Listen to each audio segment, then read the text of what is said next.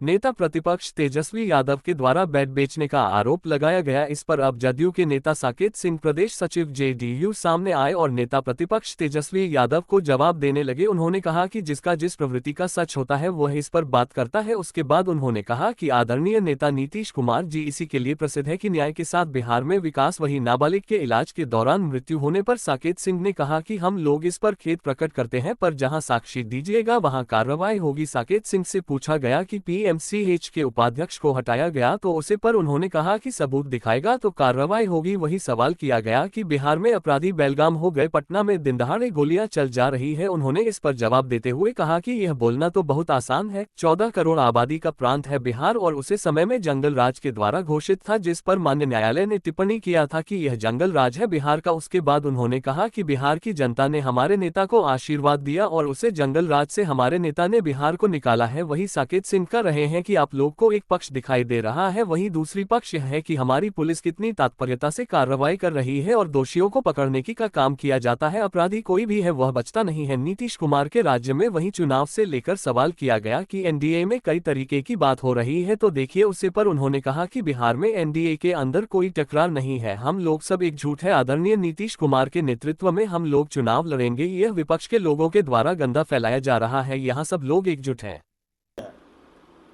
हम शुरू से हम लोग कहने का एक काम करते हैं कि जिसके राज में और जिसके युग में ये कहना ज़्यादा मुनासिब होगा कि जो प्रवृत्ति रही होती है उसी का संचार बार बार उसके द्वारा किया जाता है।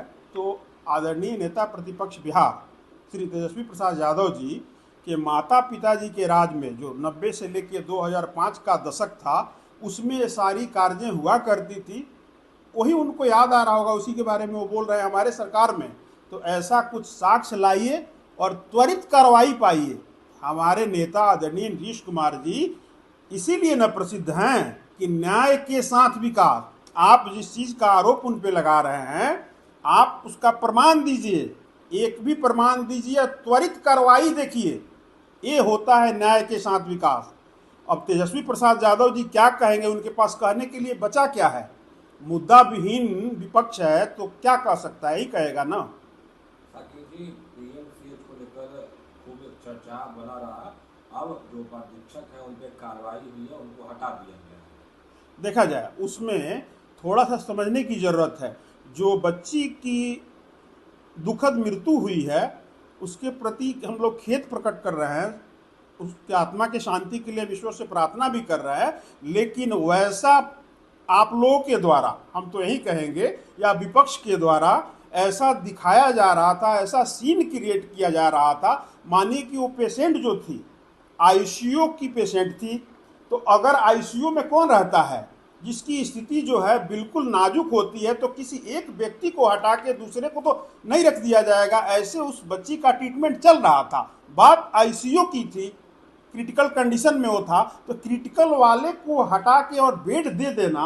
अब इसके बारे में भी अगर विपक्ष दुष्प्रचार कर रहा है, फिर भी हमारी सरकार और हमारा स्वास्थ्य विभाग उसको त्वरित संज्ञान में लेते हुए उनके ऊपर कार्रवाई करने का काम किया और उनको हटाने का काम किया।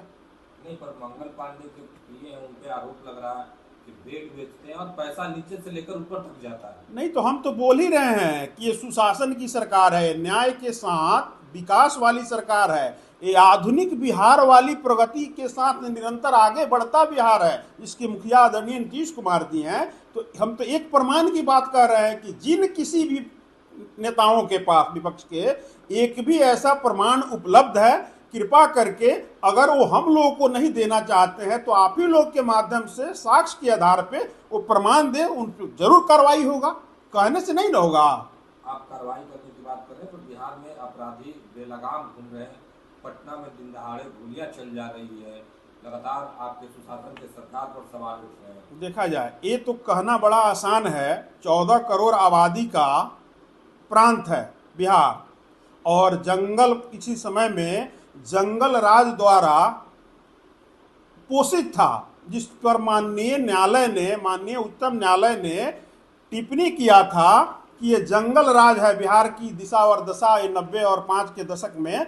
तो 14 करोड़ आबादी होने के बाद भी हमारे नेता को जब बिहार कि जनता ने आशीर्वाद स्वरूप बिहार का बागडोर संभालने के लिए दिया, उसके बाद सबसे पहला प्रहार हमारे नेता नीतीश कुमार जी का कानून व्यवस्था पे ही था, लॉ एंड ऑर्डर पे ही था। और देखिए, जीरो टॉलरेंस, न्याय के साथ विकास और जीरो टॉलरेंस। अब कहने के लिए चिटपुट घटनाएं कहीं होती है तो ये एक पक्ष है, वो आप लोगों को दिख जाता है या विपक्ष के लोगों को दिखता है, लेकिन दूसरी पक्ष ये है कि हमारी पुलिस कितनी तत्परता से उनको पकड़ने का काम करती है, अपराधी कोई भी हो। यही तो विश्वसनीयता है आदरणीय नीतीश कुमार जी के सरकार की, कि अपराधी कोई भी हो, कहीं भी हो, वो बिल में भी चुप जाए तो हमारी पुलिस जो है इस सुशासन राज की सरकार में उसको बिल से भी पकड़ के और उसको न्यायालय तक पहुंचाने का काम करेगी, करती है, और उसे कठोर से कठोर सजा दिलाने का भी काम करती है। ये पक्ष भी आप लोगों को दिखाना चाहिए।